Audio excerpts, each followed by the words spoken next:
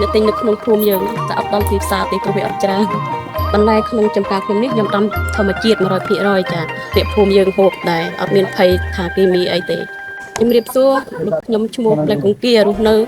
ភូមិផាយ៉ាងស្រុកតាវែងខេត្តរតនគិរីនិងខ្ញុំជាសមាជិកក្រុមផលិតបន្លែរបស់ក្រុមគម្រោងឡាសិត3ខ្ញុំបាទឈ្មោះកែវណារ៉ាអ្នកសម្របសម្រួលគម្រោងឡាសិត3នៅក្នុងភូមិផ្យ៉ាងឃុំតាវែងក្រមស្រុកតាវែងខេត្តរតនគិរីគម្រោងចែកពូជគាត់ជាពូជដំណាំជាពូជកូនឈើជាសម្ភារៈកសិកម្មដល់ពួកគាត់ខ្ញុំទទួលបានចំណេះដឹងមកពីពួកគាត់បានបង្ហាត់បង្រៀនឲ្យខ្ញុំចេះដាំបន្លែគាត់បានជួយជាសម្ភារៈដូចជាគ្រាប់ពូជហើយនឹងធុងស្រោចទៅយកទឹកអីទៅឲ្យនឹងខ្ញុំបានដាំបន្លែហើយក៏បានប្រាក់ចំណូលតិចតួចបានលក់ខ្លះកាត់បន្ថយការទិញពីទីផ្សារចា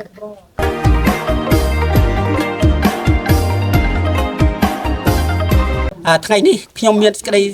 រីករាយណាស់ដែលបានក្រុមការងារគម្រោងបានចុះមកសួរនាំ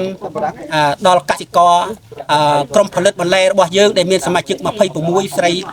14ពីមុនពួកគាត់មិនសូវមានបទពិសោធន៍ឬក៏ជំនាញបច្ចេកទេសលើការដាំដុះទេ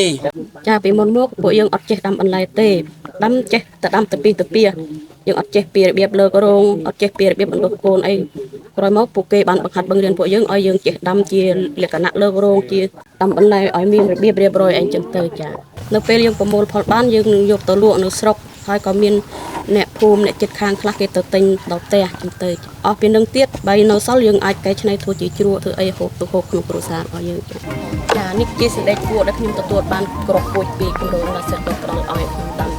មានដូចជាម្រះពីទេមានប៉ាត់ម្រះ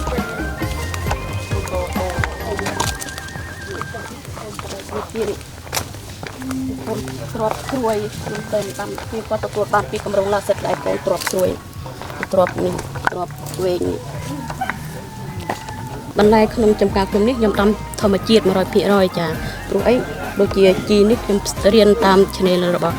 Telegram របស់គម្រោងដែរចាដូចជានេះជីលមកពោនិងស្លឹកកន្ទ្រាំងខេតនេះ